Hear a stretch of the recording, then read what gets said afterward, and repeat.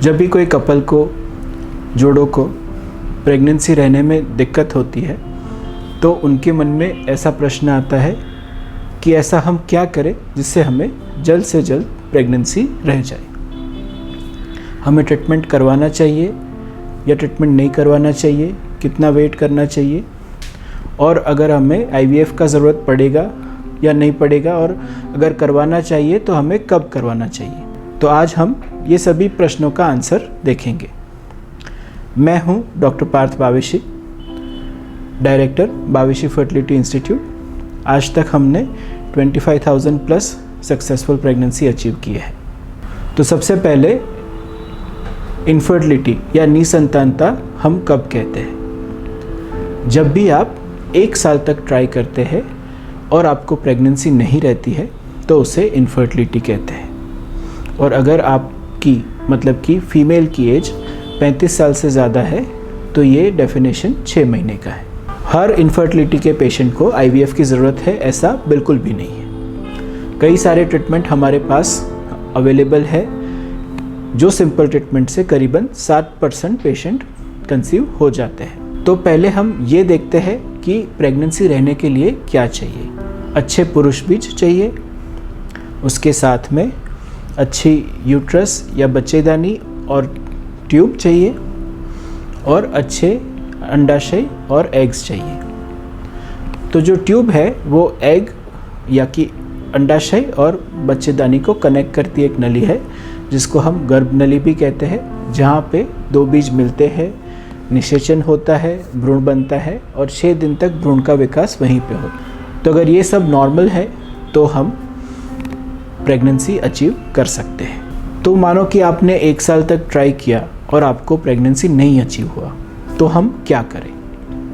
तो सबसे पहले तो ऐसे पेशेंट्स को जो भी बेसिक इन्वेस्टिगेशंस है निदान करने के वो करना चाहिए, और वो करने के बाद करीबन 70 से 80% में हमें क्लियर डायग्नोसिस मिलता है कि ये कारण से आपको प्रेगनेंसी नहीं रहती है। जैसे कि स्पर्म के रिपोर्ट में प्रॉब्लम हो, स्पर्म की संख्या कम हो, उसकी गतिशीलता कम हो, या उसकी रचना या आकार में कुछ प्रॉब्लम हो, ये सारी प्रॉब्लम्स हो सकती है। ऐसे में हम स्पर्म काउंट इम्प्रूव होने की ट्रीटमेंट दे तो सकते हैं, बट ये बहुत ही कम पेशेंट्स में इफ़ेक्टिव रहती है।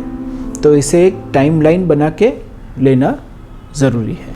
अगर गर्भाशय की या ट्यूब की कोई प्रॉब्लम है तो उसे हम सर्जिकली करेक्ट कर सकते हैं, जो दूरबीन से होता है, जिसे लेप्रोस्कोपी या हिस्ट्रोस्कोपी कहते हैं।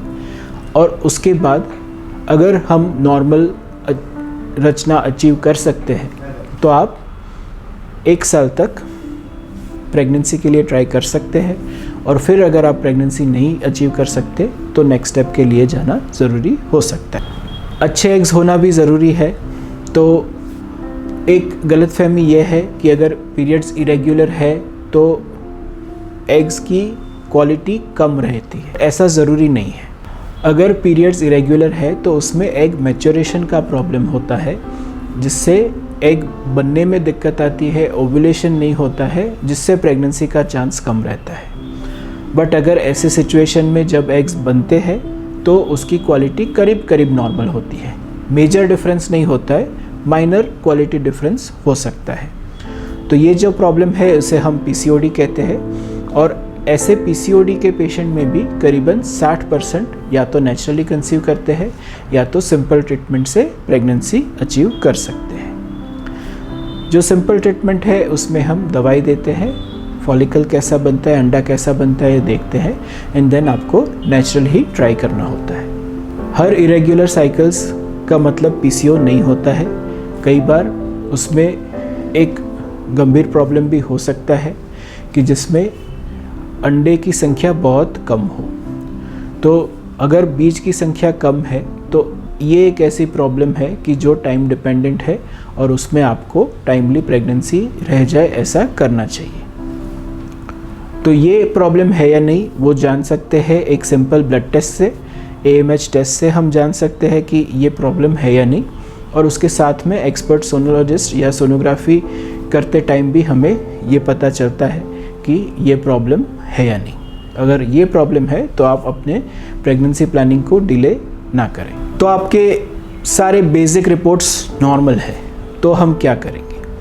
तो कई बार पेशेंट्स ऐसा सोचते हैं कि रिपोर्ट्स नॉर्मल है तो मुझे ट्रीटमेंट की ज़रूरत नहीं है।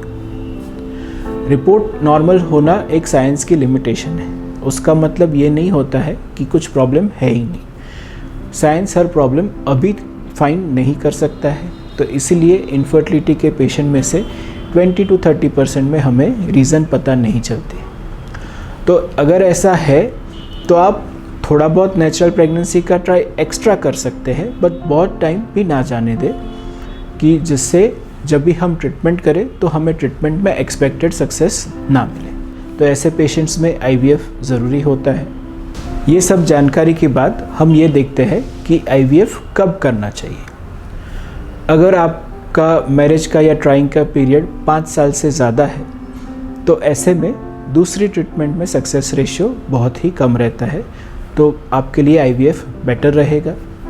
अगर स्त्री की उम्र 38 ईयर्स से ज़्यादा है तो आप बिना टाइम गवाए हो सके उतना जल्दी IVF के लिए जाए, वो बेटर रहता है। कुछ ऐसी निदान है, रिपोर्ट्स है कि जिसमें हमें IVF के लिए ही जाना पड़ता है, जैसे कि अंडों की संख्या बहुत कम होना, वेरी लो AMH होना, बहुत स्पर्म काउंट कम होना या स्पर्म की गतिशीलता कम होना। जब स्पर्म काउंट 5 मिलियन से कम है, गतिशीलता 10-20% से कम है, तो हमें IVF की ज़रूरत पड़ सकती है। आप इसमें ट्रीटमेंट ट्राई कर सकते हैं, पर ट्रीटमेंट को आप 3 महीना 6 महीना दीजिए, और अगर सक्सेस नहीं होता है तो फिर IVF के लिए जाना ज़रूरी होता है। अगर ट्यूब में कोई प्रॉब्लम है, ट्यूब दोनों साइड की बंद है, तो भी IVF की ज़रूरत पड़ सकती है। तो ये सब इंडिकेशन है जिसमें IVF ज़रूरी है। बाकी पेशेंट टू पेशेंट डिफ़र करता है, बट इनफर्टिलिटी का ट्रीटमेंट IVF ही है ऐसा नहीं है। ऐसा भी नहीं है कि अगर आप IVF स्पेशलिस्ट के पास जाएंगे तो वो सिर्फ आपको IVF ट्रीटमेंट ही सजेस्ट करेगा, ऐसा भी नहीं है। तो आप योग्य समय पर योग्य जगह पर ट्रीटमेंट कराएं और अपना गोल अचीव करें तो बेटर रहेगा।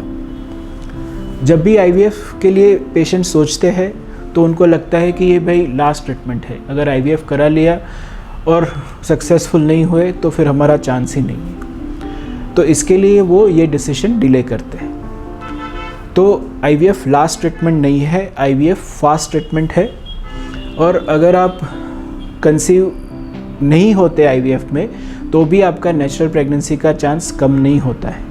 ऐसे बहुत सारे पेशेंट हैं जो फर्स्ट प्रेगनेंसी के लिए IVF रूट से जाते हैं और सेकंड प्रेगनेंसी नेचुरली ही अचीव करते हैं। तो इसलिए आपको IVF का डिसीजन डिले करने की ज़रूरत बिल्कुल भी नहीं है। आशा रखता हूँ ये इन्फॉर्मेशन आपको हेल्पफुल लगी होगी, तो आप इस वीडियो को लाइक कीजिए और हमारे चैनल को सब्सक्राइब कीजिए। Thank you.